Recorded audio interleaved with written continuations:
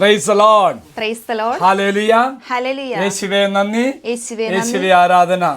ആരാധന. യേശുവിൽ ഏറ്റവും പ്രിയമുള്ള സഹോദരി സഹോദരന്മാരെ, ഈ ദിവസത്തെ ഓർത്ത് നന്ദി പറയുന്നു.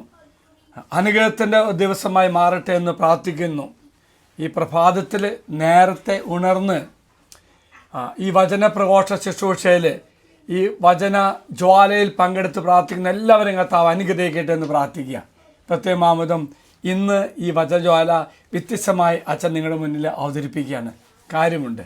അച്ഛനിപ്പോൾ നിൽക്കുന്നത് UK ബെഡ്ഫോർഡ് എന്ന സ്ഥലത്താണ്. അവിടെ ഒരു വീട്ടിലാണ്.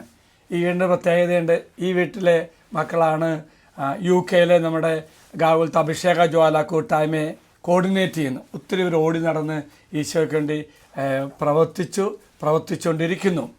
ഇന്നലെ ഇവിടെ നല്ല ധ്യാനം ചെയ്ത് നമുക്ക് വേണ്ടി ഒരുക്കി. ആ ധ്യാനത്തിൽ കിട്ടിയ അനുഭവമാണ് UK കോർഡിനേറ്ററായ മഞ്ജു ജിബിൻ പങ്കുവയ്ക്കുന്നത്. Praise the Lord. Praise the Lord. Hallelujah. Hallelujah. ഈശോയിൽ സ്നേഹമുള്ളവരെ, എൻ്റെ പേര് മഞ്ജു ജിബിൻ. അച്ഛൻ ഓൾറെഡി പറഞ്ഞു. ഞാൻ കഴിഞ്ഞ 2 വർഷമായിട്ട് UK കോർഡിനേറ്ററായിട്ട് ബെനിയച്ചൻ്റെ കൂടെ ശുശ്രൂഷ ചെയ്യുന്നു. എൻ്റെ ജീവിതത്തിലെ ഏറ്റവും സന്തോഷം നിറഞ്ഞൊരു ദിവസമായിരുന്നു ഇന്നലെ. കാരണം അച്ഛൻ പറഞ്ഞു ഓൺലൈനിൽ മാത്രം കണ്ടുകൊണ്ടിരുന്ന അച്ഛനെ ഞങ്ങൾ ഇന്നലെ ആദ്യമായിട്ട് ഓഫ്ലൈനിൽ കണ്ടു. അച്ഛൻ്റെ ബ്ലെസ്സിങ്സ് ഒക്കെ ഞങ്ങൾക്ക് കിട്ടി. അതുപോലെ തന്നെ എന്താ പറയുക, ശരിക്കും ഒരു കോർഡിനേറ്റർ എന്ന നിലയ്ക്ക് ഒരുപാട് ടെൻഷനുള്ളൊരു ദിവസമായിരുന്നു ഇന്നലെ. കാരണം ഞങ്ങൾ ഒരു അഭിഷേകജ്വാല ധ്യാനം ഓൺലൈനായിട്ട് കൂടിയ ആൾക്കാർ മാത്രമായിട്ട് കൂടാൻ ആഗ്രഹിച്ച ഒരു ശുശ്രൂഷയായിരുന്നു ഇന്നലെ.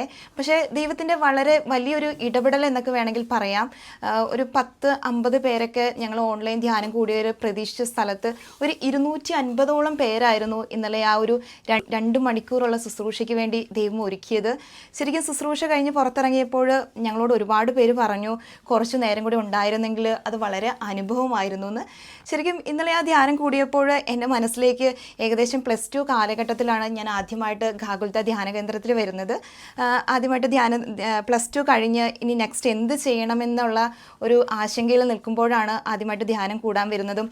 അവിടെ നിന്നാണ് എന്നെ ബെനിയച്ചൻ നേഴ്സിംഗ് ആണ് നിൻ്റെ നെക്സ്റ്റ് സ്റ്റെപ്പ് എന്ന് പറഞ്ഞ് ബെനിയച്ചനിലൂടെ പരിശുദ്ധാത്മാവ് എനിക്ക് പ്രചോദനം നൽകിയത്. എനിക്ക് അത് കഴിഞ്ഞിട്ട് അന്ന് ആദ്യമായിട്ട് ധ്യാനം കൂടിയപ്പോൾ എനിക്കുണ്ടായ ഒരു അനുഭവം ഞാൻ നിങ്ങളുമായിട്ട് പങ്കുവയ്ക്കാം കേട്ടോ. അവിടെ അച്ഛനിങ്ങനെ എന്താ പറയുക, അഡോറേഷൻ്റെ സമയത്ത് എല്ലാവരും തലയിൽ കൈവച്ച് പ്രാർത്ഥിക്കുന്നുണ്ട്. അപ്പം ഞാൻ നോക്കുമ്പോൾ ഓൾമോസ്റ്റ് എല്ലാവരും തന്നെ വീഴുന്നുണ്ട്. അപ്പം +2 കാലഘട്ടം. അപ്പോൾ നിങ്ങൾക്ക് മനസ്സിലാവും അച്ഛൻ പിടിക്കുമ്പോൾ വീഴുന്നത് അച്ഛൻ തള്ളിയിടുന്നതാണോ, അങ്ങനെയുള്ളൊക്കെ ചിന്തകളുണ്ടായിരുന്നു. അപ്പം ഞാനും ഇങ്ങനെ കണ്ണടച്ചൊക്കെ നോക്കി. അച്ഛൻ പറയുന്നുണ്ട് കണ്ണ് തുറക്കരുത്, കണ്ണടച്ചിരിക്കുന്നത്. പക്ഷെ ഞാൻ ഇടകണ്ണിട്ടൊക്കെ നോക്കുന്നുണ്ട് അച്ഛൻ ബലത്തിലാണോ തള്ളുന്നത് മെല്ലെയാണോ തള്ളുന്നതെന്നൊക്കെ. പക്ഷെ അതൊക്കെ കഴിഞ്ഞ് എൻ്റെ അടുത്തെത്തിയപ്പം ഞാനും ഇങ്ങനെ പ്രാർത്ഥിച്ചുകൊണ്ടിരിക്കുമായിരുന്നു. പക്ഷേ കണ്ണൊക്കെ മെല്ലെ തുറന്ന് നോക്കിക്കൊണ്ടിരിപ്പുണ്ടായിരുന്നു എന്താ ചെയ്യുന്നത്. പക്ഷെ അച്ഛൻ കൈ വെച്ചതും ഞാനും മറിഞ്ഞിട്ട് വീണു. അത് കഴിഞ്ഞിട്ട് ഞാൻ അതിനെക്കുറിച്ച് റീതിങ്ക് ചെയ്തു. അപ്പോൾ എനിക്ക് മനസ്സിലായി അച്ഛൻ തള്ളിയതൊന്നുമല്ല. അന്ന് എന്താ പറയുക, അച്ഛനിലൂടെ എനിക്ക് പരിശുദ്ധാത്മാവിൻ്റെ അഭിഷേകം ആദ്യമായിട്ട് എൻ്റെ ശരീരത്തിൽ അല്ല എൻ്റെ ജീവിതത്തിൽ എനിക്ക് അനുഭവപ്പെട്ടു.